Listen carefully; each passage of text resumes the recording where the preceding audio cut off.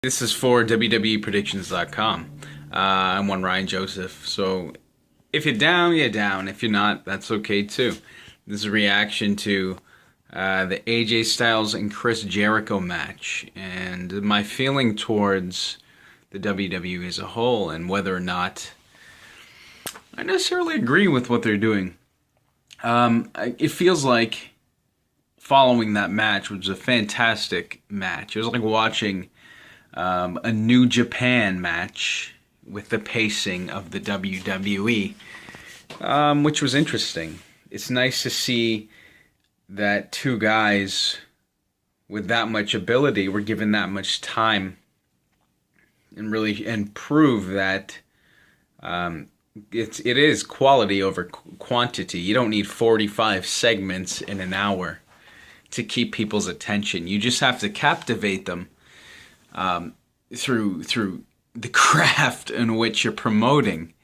Do that. That's what people are there to see. It's wrestling. Whether or not you want to say it's sports entertainment, that debate that will always exist, but it's World Wrestling Entertainment. And before that, it was World Wrestling Federation. And I don't know at what point it became so prevalent, that the word entertainment really became the focus of the product.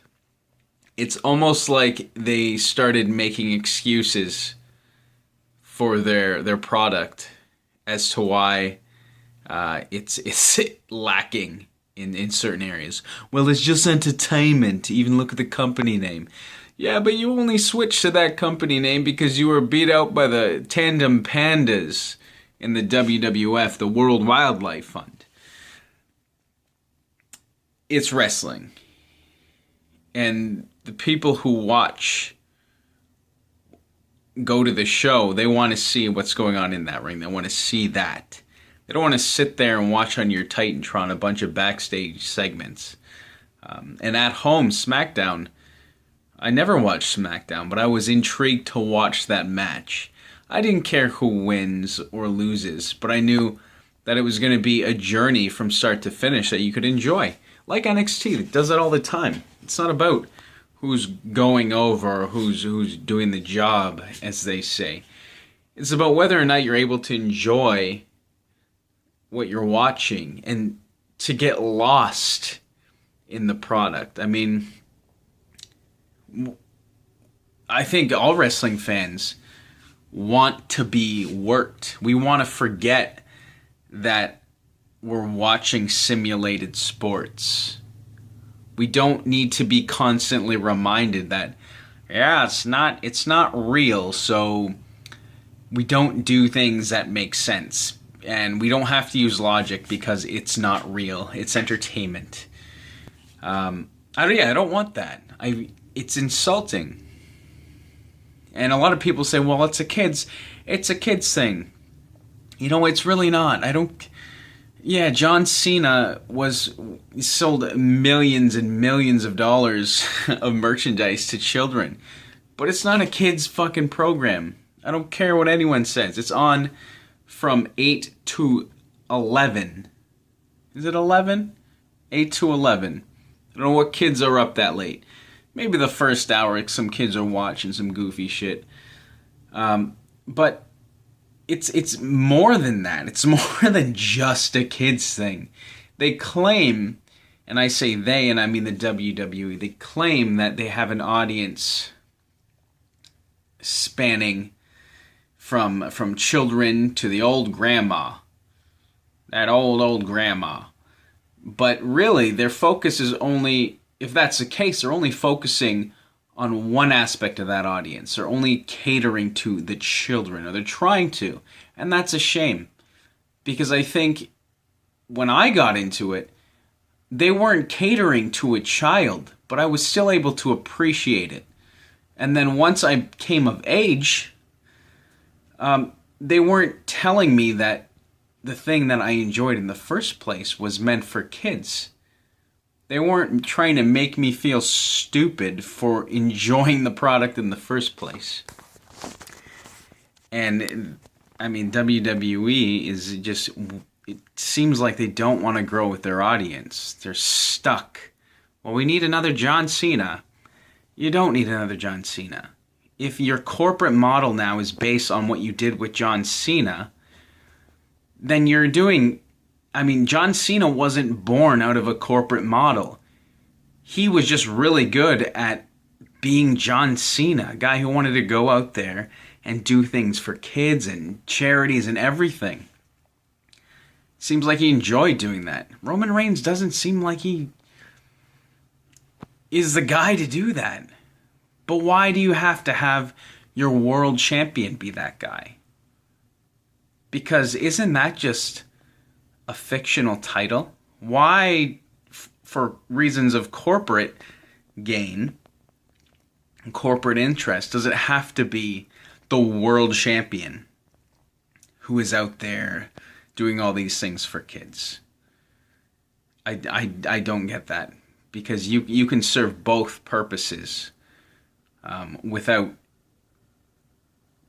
the cost of sacrificing everyone to try and convince people that the face of your company looks like this, and he's the guy who is John Cena, but he's not. You know, he's the next John Cena, but he's really not. But he looks good, and he will be the next John Cena. John Cena was never forced into that. He got over on his own. He was a heel first. If you want to recreate John Cena, then make Roman Reigns a heel. You know, let him be himself. Let him goof around and experiment a bit. Then he'll get over. If you turn John Cena heel, do you know how rabid people would be? They would love that shit. But I got off track. This is about Jericho and Styles. That's what the WWE has been for the last little bit. And I don't want to sound hopeless, like a hopeless complainer, because I still watch it, but I like all wrestling. WWE, New Japan, Impact even. I like that shit. Ring of Honor. I just like wrestling. It's fun to sit back and watch two people make me think that they're hurting each other. I want to feel like there's a competition. I don't want to know going into something who's going to win. And with this AJ Styles match with Jericho, sure, I knew Jericho was going to win. Sure, I knew that they were going to build up to a trilogy, you know, probably closing it off at Fastlane or WrestleMania. I knew that, but I didn't care. I just wanted to be lost in the story, because that's a story I care about. Two guys who have a lot of talent in their own regard, respectively, and we know that, storied backgrounds, put on great matches. I just want to see them go in there, and I want the match to be the story. I don't need exposition or some external factor like, oh yeah, Jericho stole my duffel bag and it had my car keys, and then he flushed it down the toilet, so we have to have a match. That's stupid. You don't need that. Just put two guys in the ring. The only plot device you need is a wrestling match. And the only motivation you need for that wrestling match is the prospect of a championship. And why do people want to be the champion? Why do people want to be successful? It's that question. Why do you want to succeed in your field? People want fame and fortune. That's all it has to be about. Sure, here and there you can pepper in personal motivations, demons and things like that. And the characters at times, but to make your whole show just a really weird, Stardust just randomly fighting celebrities, and Neville having a problem with Neville because he's like a superhero. I mean, that's cool. Like, that caters to the kids, and I get that. But what about the guys who are coming from NXT? Let these guys get over. People like these guys. Let Damien Sandow get over. People love him. You're holding, and I say you, and I don't want to, I'm not ranting into the camera, but I mean this idea that this system is holding these guys down from their dreams because they don't fit the mold or this preconceived notion of what they want their champion to be. Sure, ideally, Roman Reigns would be fucking amazing. Ideally, Lex Luger would have been amazing. Diesel would have been amazing. But it's not the case. It's not working right now.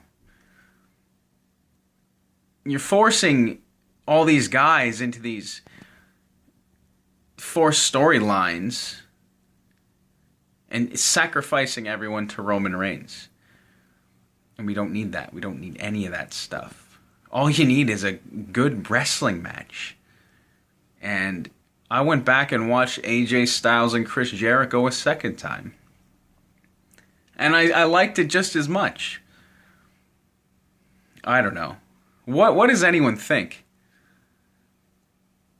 I like to just watch wrestling. I like to watch the match and interviews. I like to see... I mean, the match itself is a story. Now I'm going around in a circle. But to see the struggle within the match to get that victory, point A to point B. I don't know.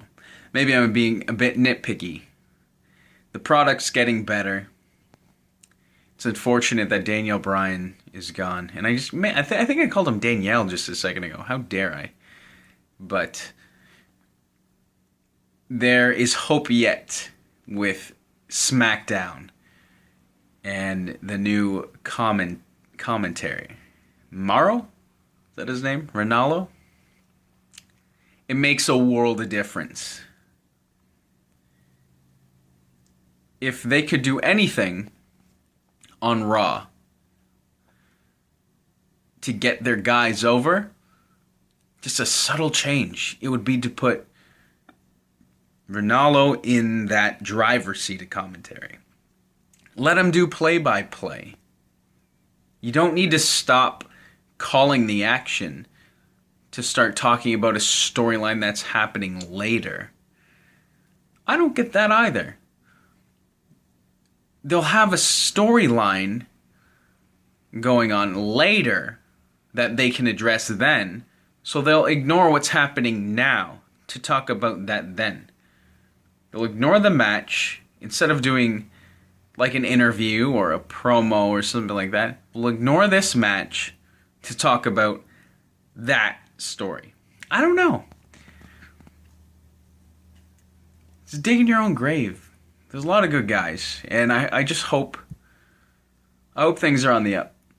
But AJ Styles and Chris Jericho, solid fucking match. Luchu was saying, and I agree, a lot of strong style sensibilities in there. Wasn't quite strong style, but get a taste of it. Slower burn. Nothing too ridiculous. Everything made sense.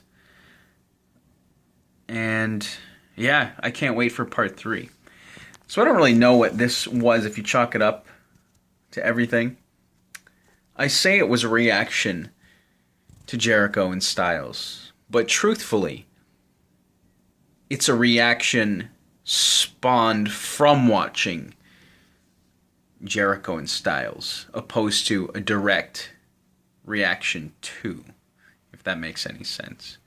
It just made me reflect on the product. But then again, if you're watching NXT, then I'm preaching to the choir. Follow One Ryan Joseph. Follow First Person Suplex. And yeah, don't choke.